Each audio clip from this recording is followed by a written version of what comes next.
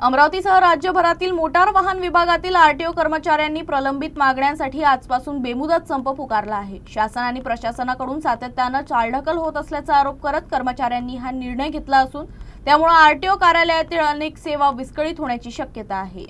प्रलंबित मागण्यांकडे शासनाचे लक्ष वेधण्यासाठी आरटीओ कर्मचाऱ्यांनी यापूर्वी 2 जून रोजी 2 तासांचं धरणे आंदोलन केलं होतं। त्यानंतर 9 जून रोजी एक दिवसीय लाक्षणिक संपही पुकारण्यात आला होता। मात्र त्यानंतरही शासनाकडून कोणतीही ठोस कारवाई झाली नसल्याचा आरोप कर्मचाऱ्यांनी केला।